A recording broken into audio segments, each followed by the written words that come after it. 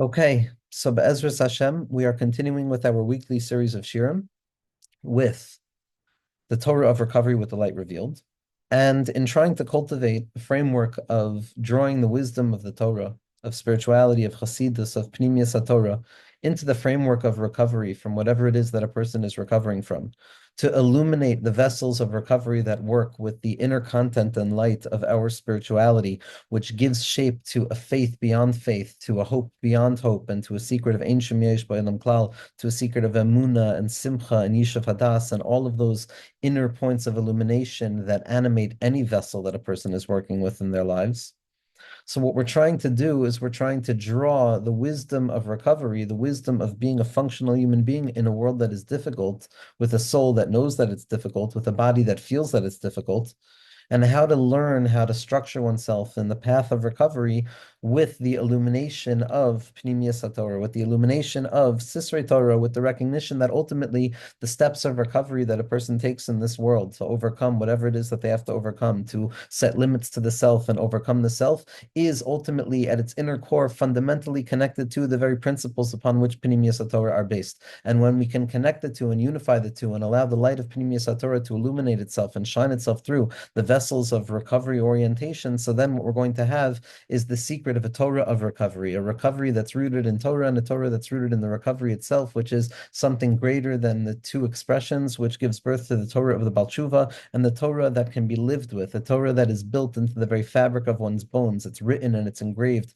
upon the bones of each and every person's experience in this world. And when we read it in the words of the tzaddikim, we say, wow, these righteous individuals who theoretically didn't struggle the way that our generation has to struggle, that they also intuited the notions of these spiritual truths and these medicinal salves that would be necessary in our generation as well. If it worked for them, then it can certainly work for me. And if it was true for them, then it's certainly true for me. So connecting the wisdom of the sages and the tzaddikim through the vessels of the recovery orientation and the process and the day-to-day experience of orienting oneself to their higher power for the fundamental urgent need of surviving the next 24 hours in front of a person. So the task is to try and merge together, to sew together while maintaining the reasonable difference and the actual difference between the two of them, but to sew them back together, to reveal the functionality of both of them. And when both join together, it reveals a third nakuda, something that is a light revealed, that reveals that Pnimius HaTorah is ultimately there to fix the body itself, to fix the lowest places imaginable. And with that, what we're going to try and do a little bit more this year is do simple readings. We're going to do readings from particular tzaddikim, particular sages, and we'll transliterate and we'll read as we go along, and to see the significance and the import that this nakuda has for our waking consciousness and day-to-day processes of recovery and how to function as a human being in this world.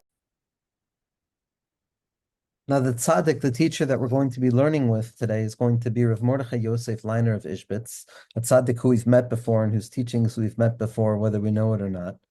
Ishbitz comes to describe the shape, the architectonics of a modern soul when it finds itself in a state of alienation from the absolute unity of HaKadosh Baruch Hu. The Torah of Ishbitz, the Torah of the Tzaddikim and the Talmidim of Ishbitz, is almost like a gift that was planted from the past for the future itself, because without this Torah, it's very difficult to understand how we can attune ourselves to the baseline existential framework of what it means to be a human being in modern, postmodern, post-postmodern society, etc., etc. And so the Torah of Ishbitz is like the refuah before the makkah. It's like the cure that was cultivated prior to the disease or prior to the injury that enables us to orient ourselves with a Torah that teaches us that, yes, okay, reality is reality. Reality feels like it's reality. Reality feels the way it feels in all of its intensity and all of its struggle and all of its severity. And it's specifically within the human conditionality of all of it and the processing of human conditioning and the acceptance and working through of the limitations and deficiencies that define human experience. It's specifically there in the human element, that thing that makes me more significant than any other force in reality other than the infinite itself, so to speak, is that we get to choose and we get to be mevar and we get to work through the thicket. We do not operate in a place of clarity of mind. We do not operate in a world of clarity. Rather, we operate in a world that is cut through with doubt on the existential level to the degree that a person, if they actually leaned into it, would be tamid misupak, would be perpetually called into doubt, putting themselves in question,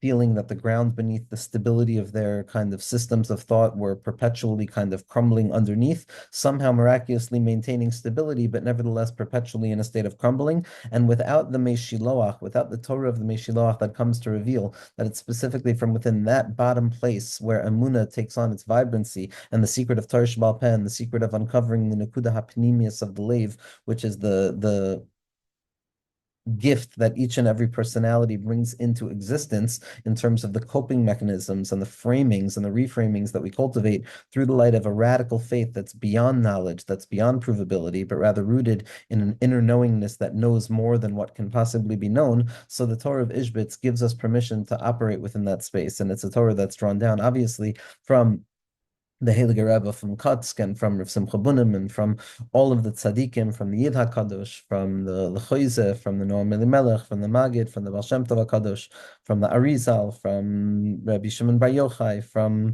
from Moshe Rabbeinu himself. This is what the Torah is coming to teach us. So this is what we're going to look at in this tzaddik's framing, what the Akedah means for us and what it can mean potentially in terms of what we do on our day-to-day lives. How do we orient ourselves to the Akedah?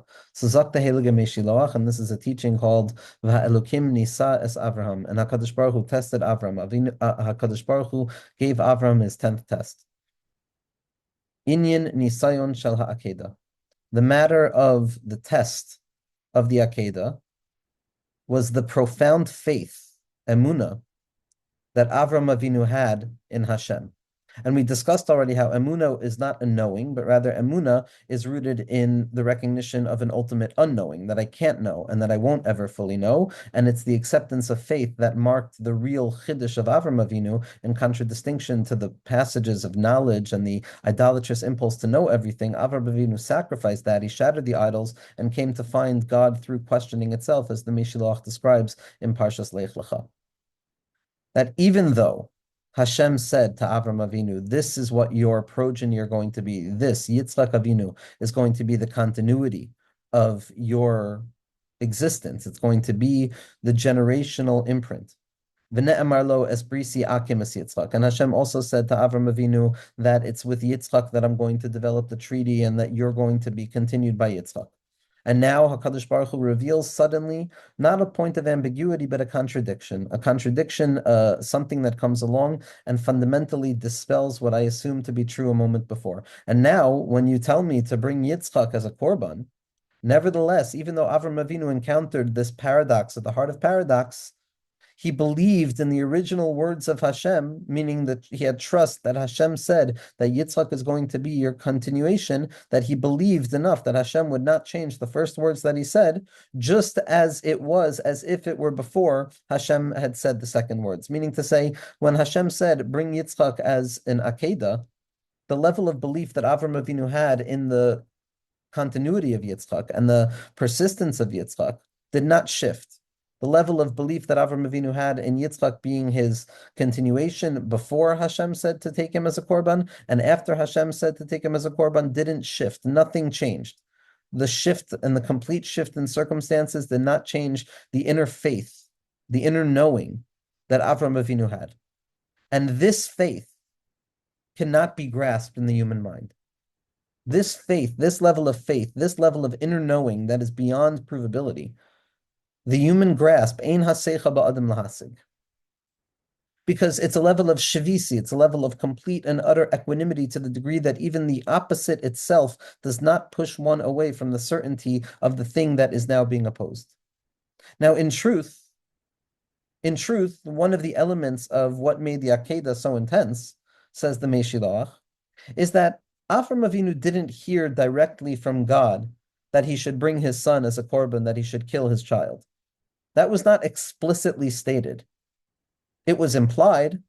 There was a language of na, of please.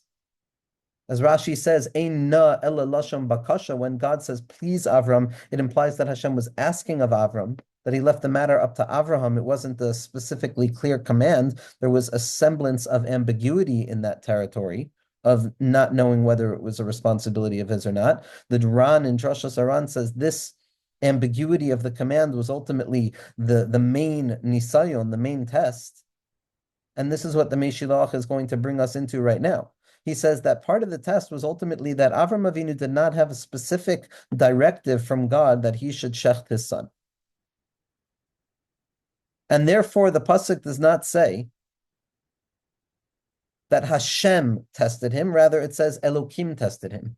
HaKadosh Baruch Hu has two ways of expressing himself to the human being, Hashem or Elokim. Hashem in the Svarim of Ishbitz, based on all of the Svarim that come before and after, is the revelation of HaKadosh Baruch Hu's desire for the human being and the alignment of the self with God to the degree that there is a uniformity between the essence and the expression, so that the expression, which is creation, becomes a receptacle and a mirror through which the essence is shined, where the human being becomes a Merkava. That's the Havaya. That's when HaKadosh Baruch Hu reveals himself in a clarified way, where we know exactly what to do. But then there's Elokim. Elokim is the gematria of Teva. It means the natural order of things. In the world of Ishbitz and Radzin, Oilam Kimen Hago Nohig. The Teva is a real thing that HaKadosh Baruch Hu has planted in reality, and that is where the struggle comes from. The Teva of things, the seemingly apparent endless repetition of things that seems to operate on its own, God forbid, that is Teva, that's Elokim. That's where the struggle comes from. That's where it's not clear that Hashem is the one giving the directive. It's certain that that's what's taking place, but it's not clear to the mind of the individual. It's being heard in an echo. It's not hearing the direct voice of the call. And because Hashem didn't say anything directly to Avram, the pasuk says that it is not Hashem which represents the clarity that Avram would have received from a direct expression, but rather it's Elokim which represents the concealment. Meaning to say that the matter emerged to him through the secret of an aspaklaria deloy nahara. An aspaklaria deloy nahara. An aspaklaria deloy nahara is a lens that does not shine. It is a non-transparent veil through which we gaze at the thing that rests beyond the veil. There's a concealment. It's not clear. I'm not grasping it clearly. It's a state of ambiguity. It's misupak. It's stuck in a place of undecidability and unknowing. There's no revelation. There's no fundamental revelation. It's a translation of a revelation. It's an echo of an original voice. It's the shadow of an original light. It's an unknowing that is a residual effect of a previous knowing, as the Zohar HaKadosh says. Avram Avinu received the Akedah through the Aspaklaria Deloy Nahara. It was a clouded lens. And this is why the pasuk says it was Elokim that tested Avraham, meaning it's the expression of HaKadosh Baruch Hu through the lens of Elokim, which is tekufos. There was an intensity, there was an urgency. There was an urgency. There was nothing other to do than to choose the orientation, because Hashem wasn't deciding at that point. And therefore, the Nisayon is not referred to as the Nisayon of Yitzchak. It's Akedas Yitzchak, but it's the test of Avram. Why is it the test of Avram and not Yitzchak, if Yitzchak was the one who was actually going to be suffering? Because, says the Shiloach, Yitzchak had the capacity to rely upon Avraham. He had faith in Avraham. Because he believed that everything that Avraham was saying was directly from Hashem. And that's not so difficult to believe in Avraham. He believed in Avram until, he believed in the tzaddik, he believed in his father until now. Why would he stop questioning? Yitzchak Avinu's real nisayon was what happens on the altar where he says tie me tighter in the aspect of gevura, and what happens afterwards. For Yitzchak, it wasn't the nisayon of emunah. It was a different type of nisayon. For Avram, he didn't have what to rely on. He didn't have a clarity. He didn't have that clarified vision. For Yitzchak, he believed in his father. Avram didn't know what Hashem wanted from him. It was not clear. It was misupak. It was ambiguous. It was undecided. It's only for Avraham where the real test was. The real nisayon was Avram's. Why? Because lefisha lo haya etzlo hadibur mefurash. It wasn't clear. Avram Avinu encountered the terrifying moment of bechira, of choice, of having no separation between self and reality, of the heavy responsibility that emerges when a person encounters that recognition of the matter depends solely on me. In this moment, in that tiny, tiny place of the bechira that remains, even though the job is to always choose to realize afterwards that it's never our choosing, but we live in that place where there's a suspension between foreknowledge and choice, which the tzaddikim say is what's taking place at the Akedah. And in that place, as Rav Kook describes, all of the kochos, all of the foreknowledge of HaKadosh Baruch Hu and what HaKadosh Baruch Hu would have wanted, or how I assume HaKadosh Baruch Hu would want, or how I assume I should act, or based on this or that, all of it went away. All of it went away, and there was no clarity there. Ve'im haya lo shum negia ka'av leben, az haya machricho l'rachem alav. And at this point, Avram Avinu had to do the very difficult work of realizing that, oh my goodness, the choice depends on me. And if the choice depends on me, I must abstract myself from the situation. I must remove my own reasoning. I must remove my negios. I must remove my own thinking that gets involved and gets invested in any moment of experience. Because when my own thinking and my own desires and my own negios and my own tendencies get involved, then I'm already down the path that my mind has developed for itself even before the struggle.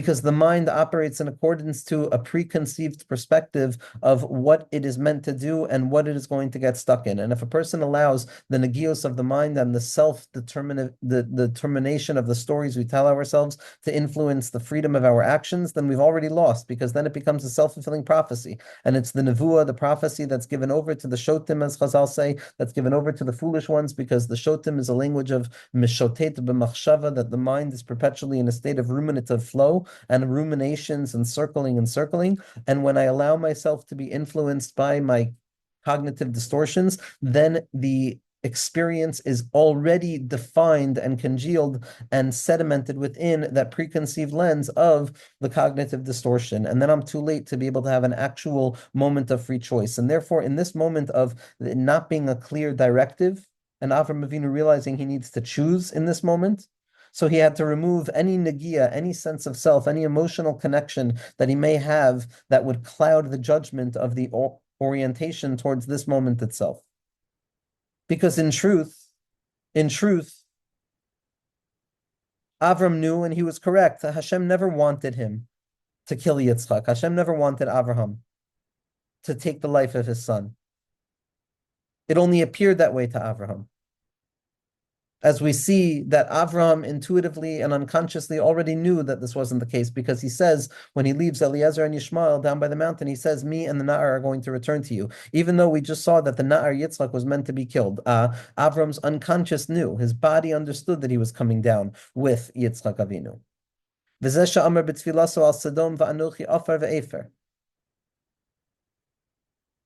When Avram Avinu reaches this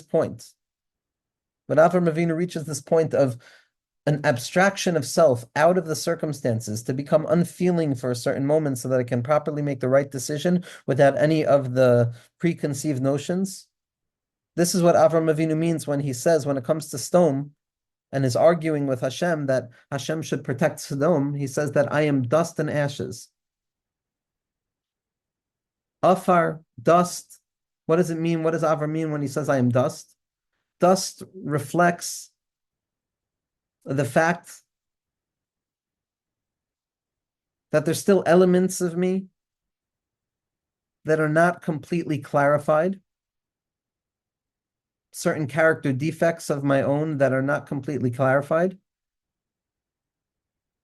And there needs to be work done in order to clear out the struggle and the character defects so that growth can take shape from within the dust. So Afar is the recognition that there's still an immense amount of clarification of self that must be removed so that I can make a decision. And Afer and ashes, Hainu davar shene'evad v'chas v'sholem im hayashoitcho lo haya lo tikun. V'chein ba'anshe Sodom im yifal b'tfilaso sheyichyu bam yiod rishayim az yu ka'afar she'en l'tzmicha. V'Hashem yisbarach hira lo shetfilaso lo haisa l'magen aleim k'de'isa b'kisvei arizal ki mehem no ledor hamidbar. So this piece of the Torah is separate, as far as I understand. What I don't understand is that this is separate. And so what we're going to do is we're going to focus solely on what we just spoke about. The Iker Nisayon, the main Nisayon of the Akedah is choice, is the ability for a human being to make a choice. And when it comes to difficult situations, when a person feels that it is left to them to make the choice, there's nothing that's going to compel me. Reality is not going to prove to me the right thing to do or not. I'm the one who has to choose what the next thing is. I am not being compelled. It's an nisayon. There is no macro or micro systems that are influencing or compelling me to make one choice over the other. Now, this only happens when I truly allow myself to kind of exit the natural tendency of the mind to flood itself with the old familiar ways of thinking. Like Avram Avinu had to pause himself by the Akedah and make himself strong to remove any self-interest inherent within the process of real decision making, to make a decision. And in that place, once Avram Avinu was able to abstract that flood of emotion, and instead of giving into the emotional flood that emerges from the mind's preconceived notions about the self, which typically influence the behavior, the chiddush of Avram Avinu is that he was able to stop that flow. He was able to lean into the action itself and to determine within the indeterminate state, not being influenced by emotions or thought, but rather to do the next right thing. This is what happens very often when a person is in a situation where it's not a thought or an emotion that leads to a certain tendency of the body, where the body is triggered. Very often, a trigger of the body might start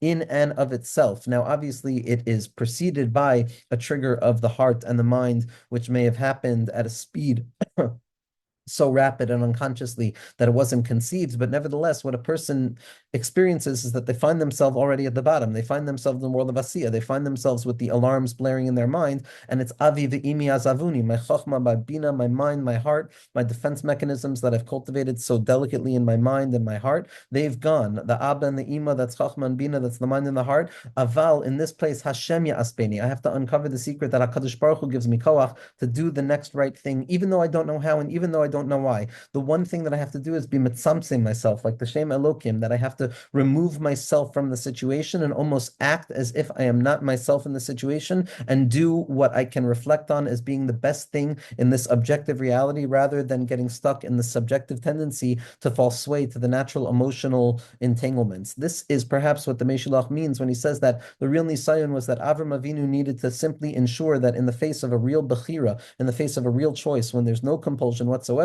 the one thing that a person has to do in that place is remove the self-interest, is do everything that they can to get to a place of bittul where I don't care what the outcome is going to be because I am in a place of hishta'avut, I am in a place of equanimity, the place that Avram Avinu was operating in when he was able to feel the same way about the secret faith that he had that Yitzchak Avinu would continue forever before HaKadosh Baruch Hu told him that he had to destroy him, and even after, that nothing changed. Even though HaKadosh Baruch Hu told him something that seems to tear the world asunder, he doesn't flinch because he had the Emunah Yesera. He knew intuitively the body keeps score of the future. He knew what goodness was going to emerge. And in that place, in order to make the right decision, he simply had to remove and extricate himself and untether himself and make a tzimtzum in the lave and remove all of the emotional saturation of the heart, which feels that it perpetually knows what to do, and to allow ourselves to make a simple choice to choose to act from an objective place of disconnection from the heat of the moment and to move forward in the right direction. And with that koach, which is given to us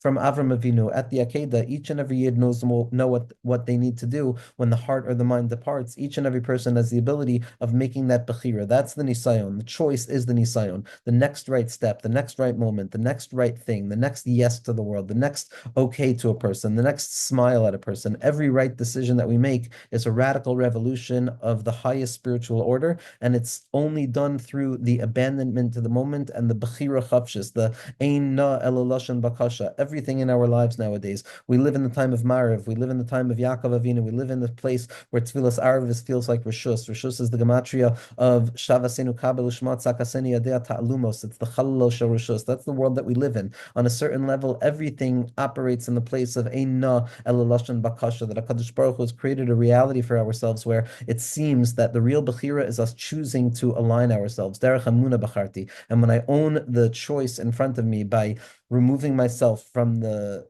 influences of self from within me, and I can abstract myself, I can remove the chashmal for a moment, and I can make a bechira in this moment with the koyach that HaKadosh Baruch Hu gives me. At that place, I uncover the light of HaKadosh Baruch Hu in every place that I go, and I reveal as big an ace as the Akedah itself, and we continue to eat from that knife of Avram Avinu that continues to feed the Jewish people in the radical razor-sharp line of bechira chavshis and making a choice for the next right thing, be'ezras Hashem.